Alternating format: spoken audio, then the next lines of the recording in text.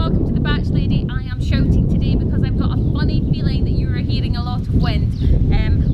I wanted to come out here and film in the garden because it's the most beautiful day, and it's now, by the time I've set up filming, we're now about wind, rain, it's all go typical barbecue weather in Scotland. Anyway, I want to give you some tips. It's August time, it's a perfect time to barbecue, and you can get a bit bored doing the same old. So I want to show you a few different things. We are going to talk about corn on the cob. Look at this.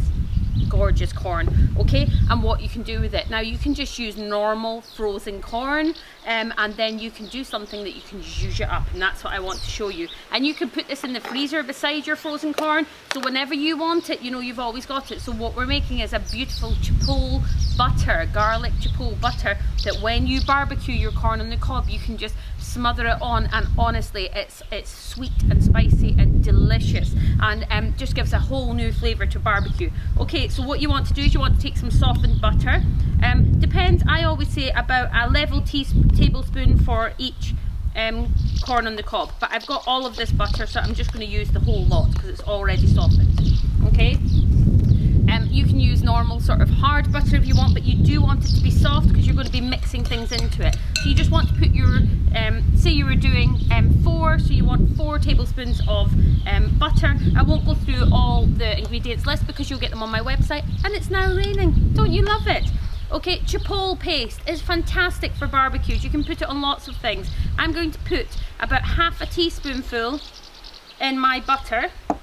I'm going to take some coriander, fresh coriander. Now you can use chopped frozen, which I've got here as well, but I happen to have some fresh. And all you do is really finely chop it, okay? So you don't have to be too precise. If you don't like coriander, you can leave it out. You don't need to use it.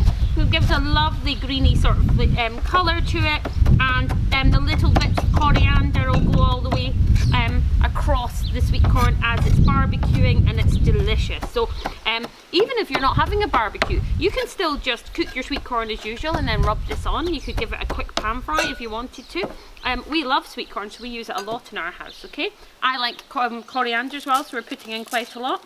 But like I said, you've got your frozen chopped, you can just add that in, and you can add in some garlic, either frozen chopped or pureed. I've got some pureed stuff here, you know, that you get in your little in the fridge aisle, and it's already pureed for you. So I'm just going to use that because I actually find it easier to mix through. And all you want to do is mix it in. Okay, give it a good mix around. And it's going to end up looking like that, sort of a bright orange sort of paste. I don't know how well you can see this. I'm just going to keep going in true Batch Lady style. It's raining, it's all set up. You might even have rain on the lens. I don't know, I'm just going to keep going. Right, next you want to take some cling film and lay it flat. If it will lay flat, because we're working against the wind. Oh, I always end up doing comedy videos when I'm trying to do proper ones. Right, just scoop everything out of your bowl. Take off the cling film off the roll, and what you want to do is just roll it across. Don't worry about the shape of it just now, okay? And you want to just sort of put it into a shape that you can then cut off, okay? Like that. Look, that's a nice sort of sausage roll shape.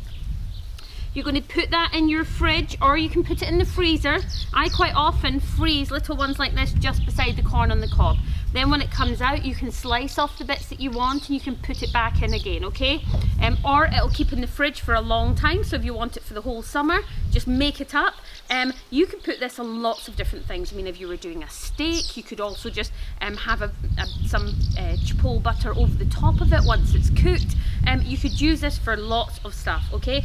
Great on corn on the cob, great on steaks. I'd even put it across the top of some harissa, would be, not harissa, halloumi would be really nice as well. So why not give it a go, okay? This is sweet corn